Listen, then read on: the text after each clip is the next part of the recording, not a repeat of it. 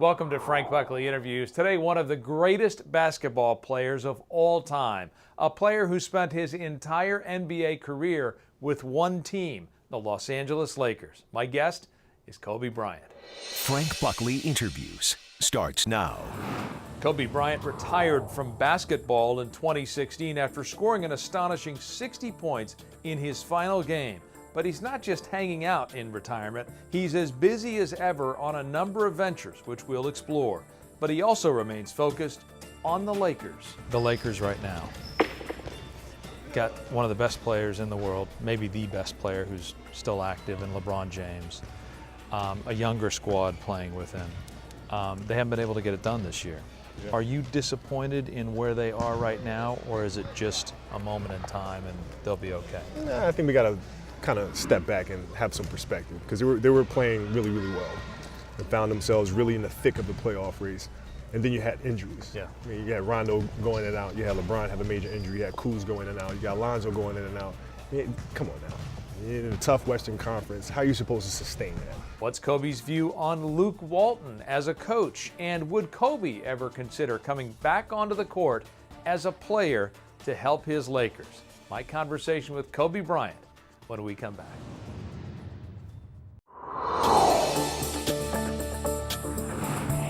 Koby, it's great to have you on the program. Thank you. I'm really happy for you with this wonderful facility that you've got here, the Mamba Sports Academy.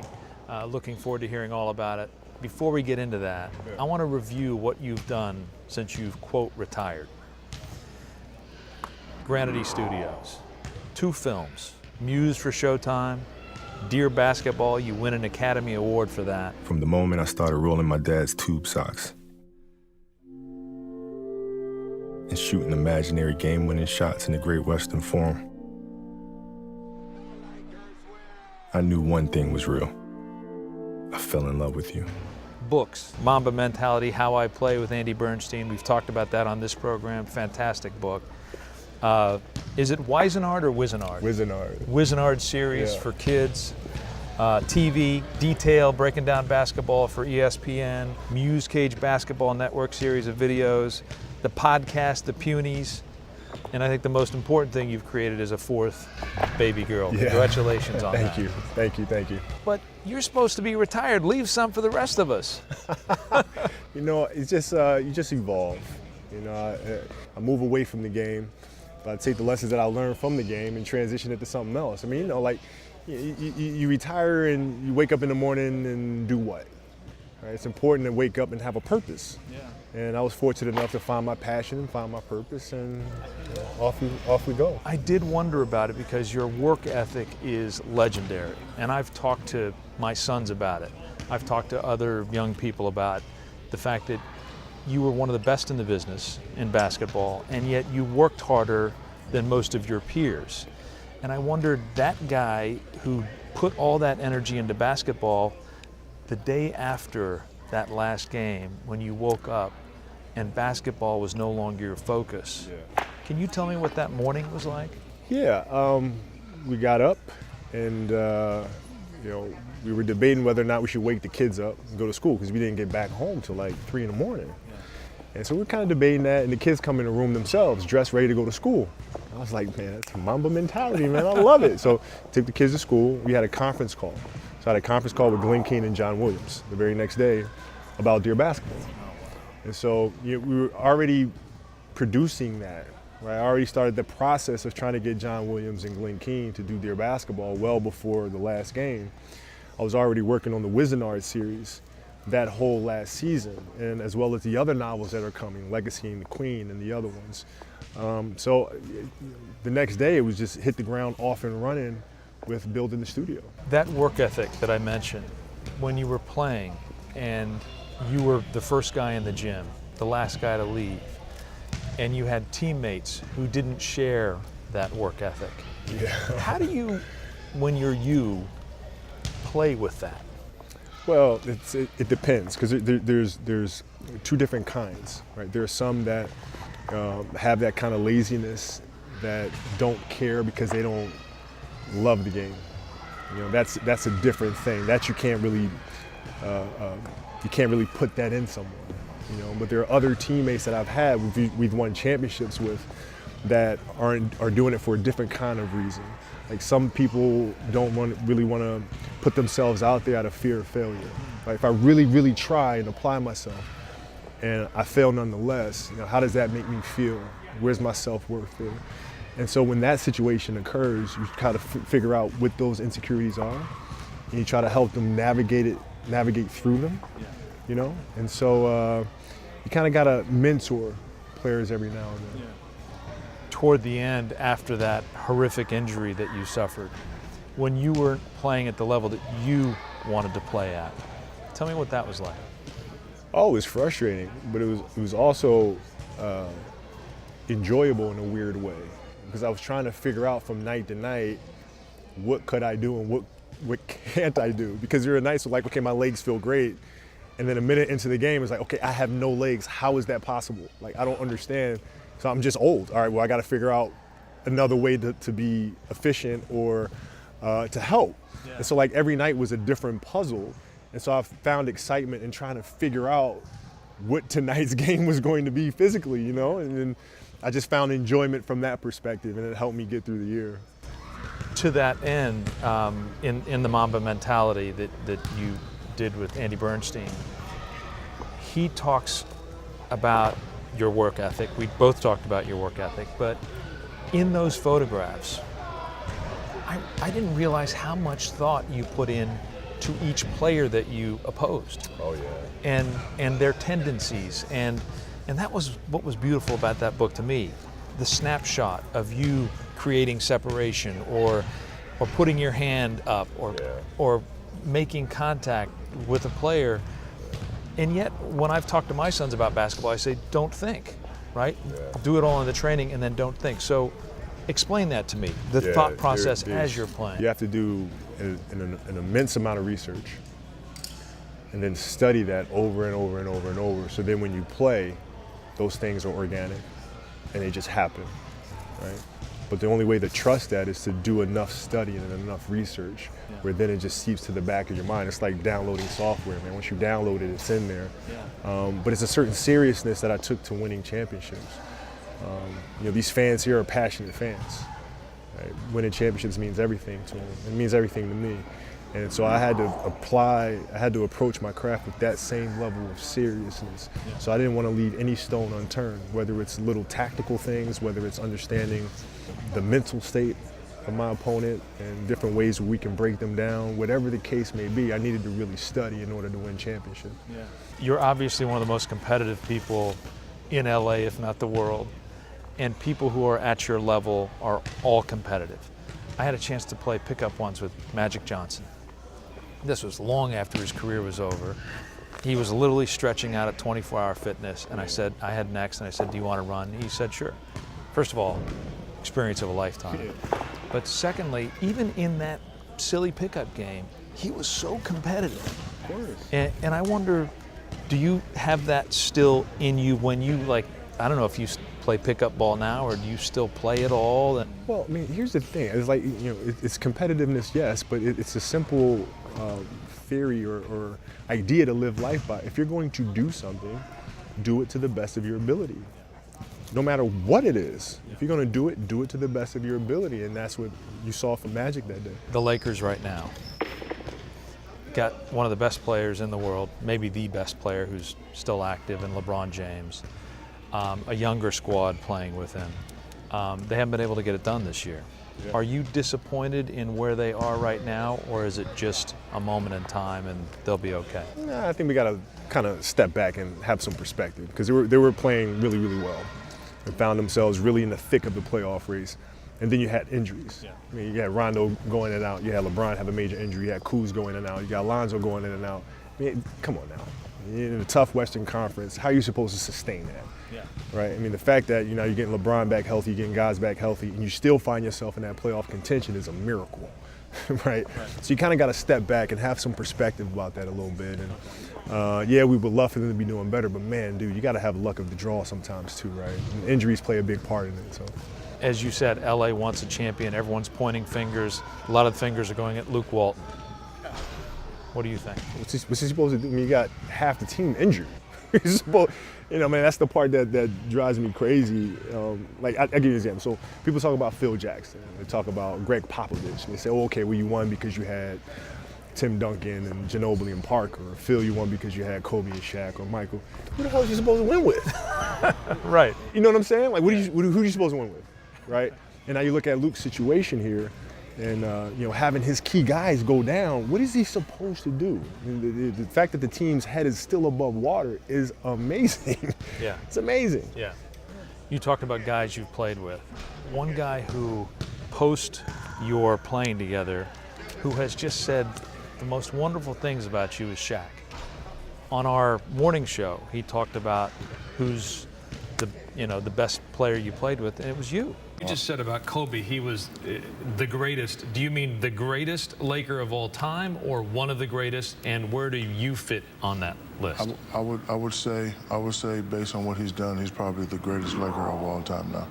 And he's gonna if he gets another championship, he'll be tied with Kareem, and that'll probably really put him up there. Greater than you, greater than Wilt Chamberlain, greater than Jerry West. It's a different type of great.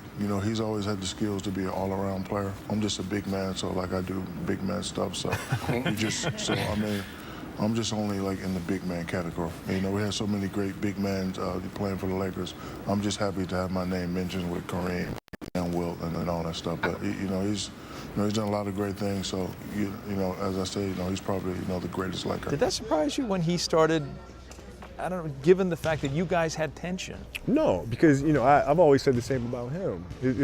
There was tension, yeah, of course there was tension, because we had a lot of differences.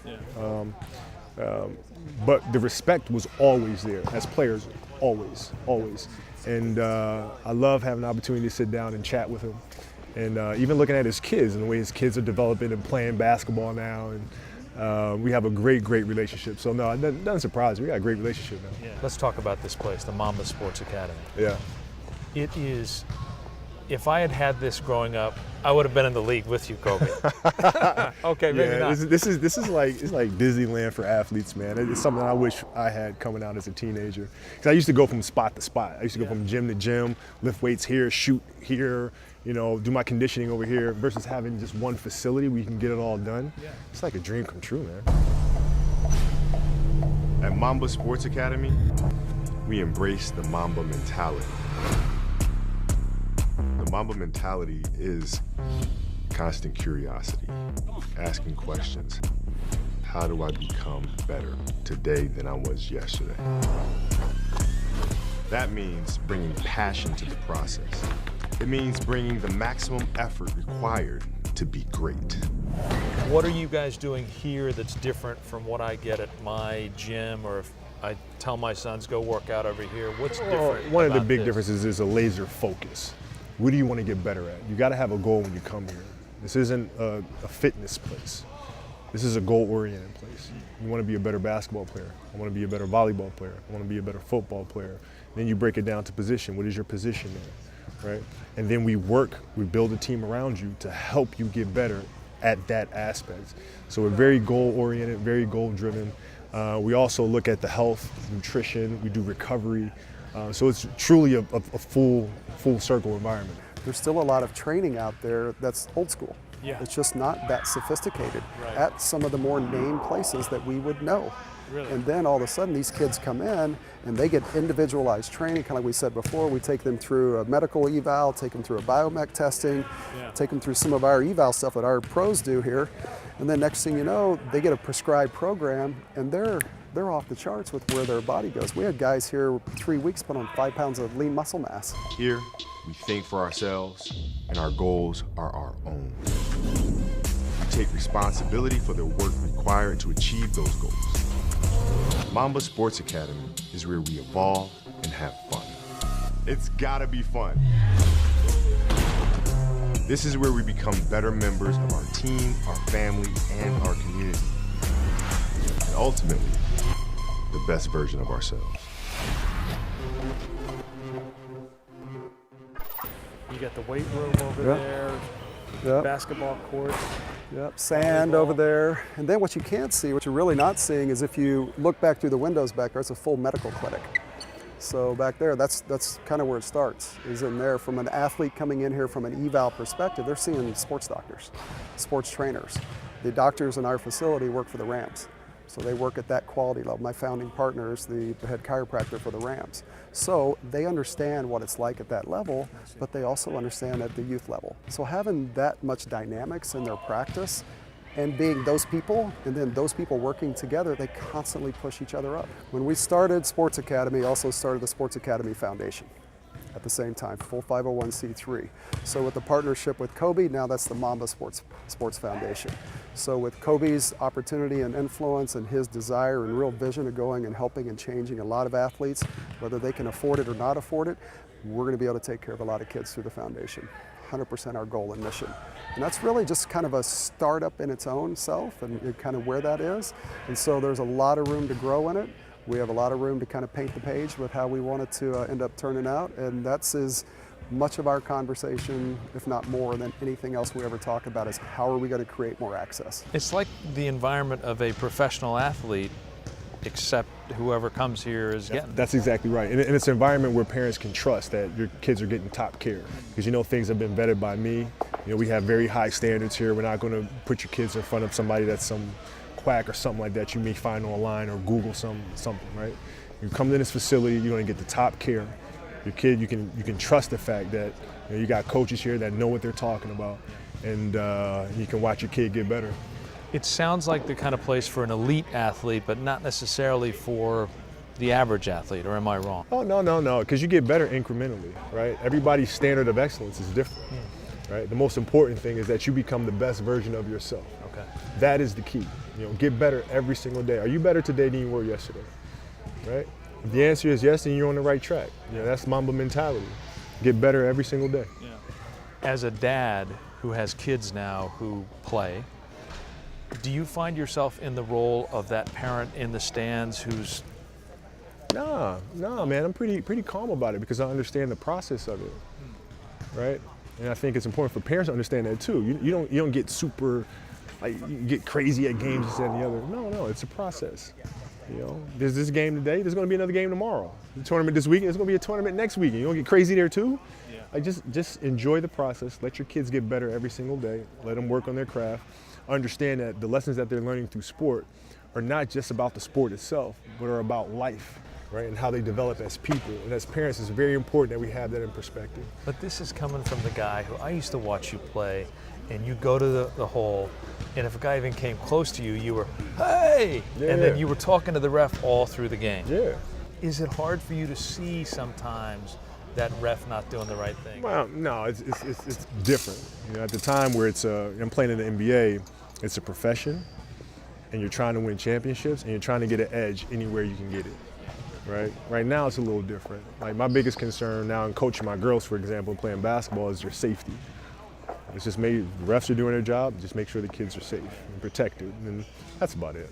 You've accomplished so much on both the court and now post-career in a very short period of time. What's next? And when I talk to you in 5 years, what are you going to tell me that you're doing in 5 years from now? Well, we'll probably be releasing our first feature animated film.